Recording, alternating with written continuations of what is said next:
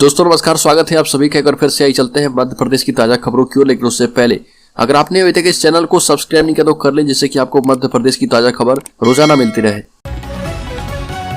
पहली ओर एक और मध्य प्रदेश में चुनाव के लिए राज्य निर्वाचन आयोग के द्वारा चुनावी कार्यक्रम घोषित कर दिए गए।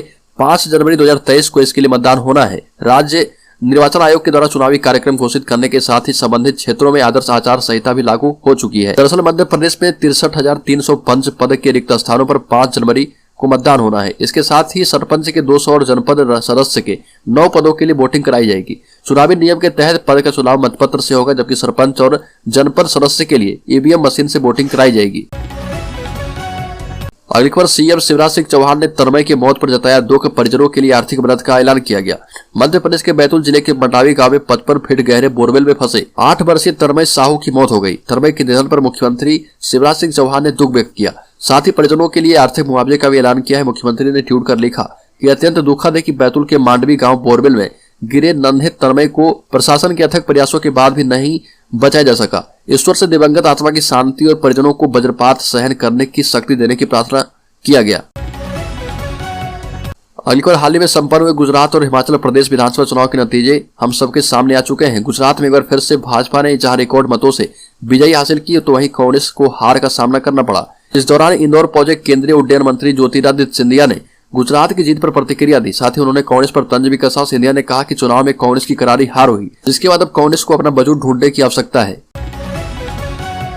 अगली खबर, मध्य प्रदेश में कांग्रेस विधायक अजब सिंह कुशवाहा के वेतन भत्तों पर लगी रोक। मध्य प्रदेश के मुरैना जिले के सुमावली सीट से कांग्रेस विधायक अजब सिंह कुशवाहा के वेतन भत्तों पर रोक लगा दी गई। विधानसभा सचिवालय ने इस आशय का आदेश जारी कर दिया है। आपको बता दें कि भूमि की खरीद बिक्री में धोखाधड़ी के एक मामले में पिछले दिनों जिला न्यायालय ने विधायक को दोषी पाते हुए 2 साल की सजा सुनाई। इसी मामले में विधानसभा सचिवालय ने उन्हें नोटिस देकर पक्ष स्पष्ट करने के लिए कहा था। अगली खबर, दामोह में बहुचर्चित धर्मांतरण मामले में हुई पहली गिरफ्तारी। 2 आरोपियों को भेजा गया जेल। आपको बता दें कि धर्मांतरण का मामला दामोह के देहात थाना क्षेत्र के मड़ाहर के सामने आया था। यहाँ एक दलित परिवार को प्रलोभन देकर उनका धर्मांतरण कराया गया था। साथ ही उनकी नाबालिग बच्चियों के साथ चर्च के पास्टर के द्वारा छेड़छाड़ की गई थी। इसकी शिकायत पीड़िता ने पुलिस से की थी। हालांकि करीब 1 सप्ताह बीत जाने के बाद भी एफआईआर दर्ज न होने के बाद एनसीपीसीआर ने सीधा दामोह पुलिस पर आरोपियों का सहयोग करने का आरोप भी लगाया था। अगली खबर, खंडवा में इंस्टाग्राम पर गुंडों ने पालीवाल नाम लेकर धमकी दी। हिंदुवानी नेता और महादेवगढ़ संरक्षक अशोक पालीवाल के समर्थकों ने इसकी शिकायत पुलिस से की। पालीवाल समर्थकों और बजरंग दल नेता संकेत जोशी की शिकायत पर थाना मोघट रोड पुलिस ने 2 आरोपियों पर नामजद एक अज्ञात पर एफआईआर दर्ज की है। इस उर्फ इसरार और मोनू मिर्जा निवासी गुलशन नगर पर 188 के तहत केस दर्ज किया गया। अगली खबर, गुजरात और हिमाचल विधानसभा चुनाव के बाद मध्य प्रदेश में चुनावी सरगर्मी तेज हो गई है। मध्य प्रदेश की राजनीति में के केंद्र में अभी आदिवासी वर्ग प्रमुख है। सत्ताधारी बीजेपी हो या कांग्रेस, दोनों दल आदिवासी वर्ग को लुभाने के लिए जोर आजमाइश कर रहे।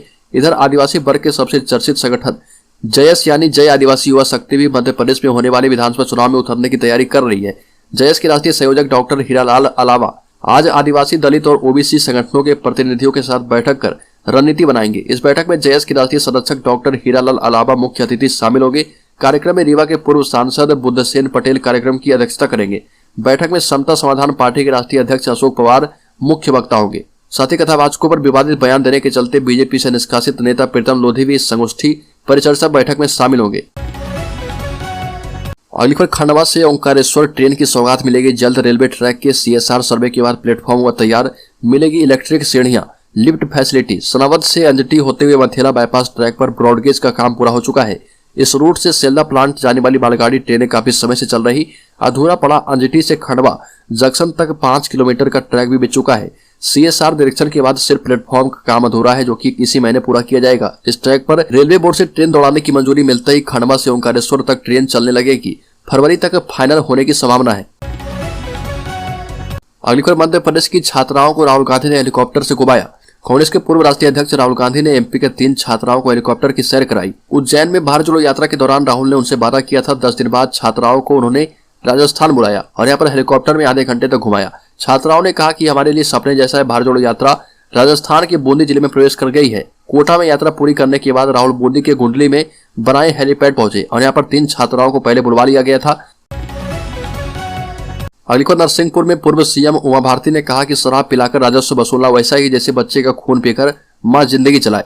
शराब के खिलाफ मध्य प्रदेश की पूर्व सीएम उमा भारती लगातार मुखर नजर आ रही है।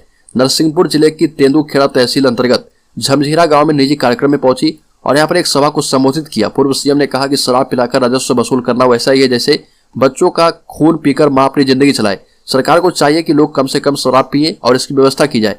यह भी कहा कि मुख्यमंत्री शिवराज सिंह चौहान भी मेरी भावनाओं को समझ रहे। अगली खबर, अपनी मांगों को लेकर सड़कों पर उतरेंगे संविदा कर्मचारी। 7 दिसंबर से पूरे प्रदेश में प्रदर्शन शुरू करने की है तैयारी।